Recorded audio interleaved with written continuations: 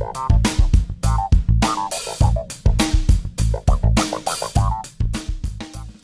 you recently just came out with a new book. It's titled Sad Dog, Happy Dog. Could you just explain what that book's about?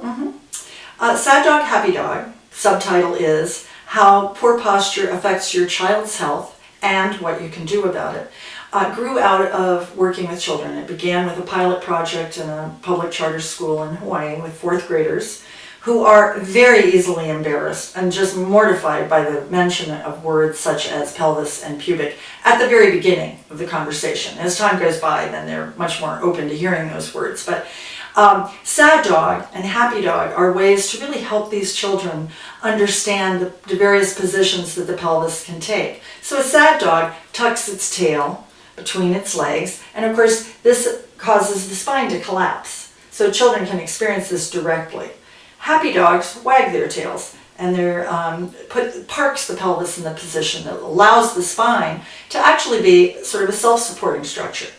So it's this foundation of the pelvis that, while it's not the whole story, there's more steps involved. This is where you always start. When you build a building, you start with the foundation.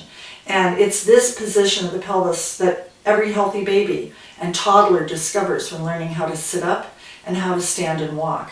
They must figure out how they how they arrange their bones. It's like finding the vertical axis of gravity within their own body, that plumb line around which their skeleton is organized, that allows them to balance a heavy bowling ball-like head on top of a stick or the spine.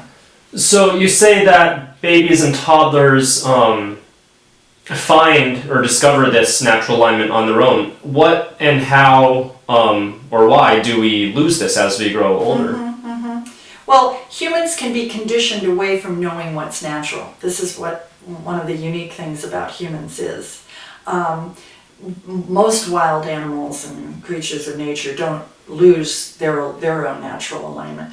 But we, in our modern world, take children and put them into sitting devices like car seats and strollers and things like that, that while necessary, obviously car seats are useful and necessary in the world we live in today, cause the pelvis often to tuck under.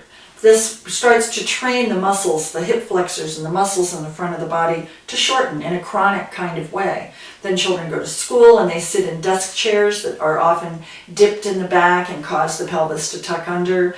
They sit on cushy couches watching TV. They slump for hours in front of TV sets. And if you look at photographic evidence of successive generations, you see that just a few generations ago, children were much more supported by aligned bones than children are today. And so it's interesting and not surprising that children are facing a long list of problems that children a few generations ago weren't experiencing.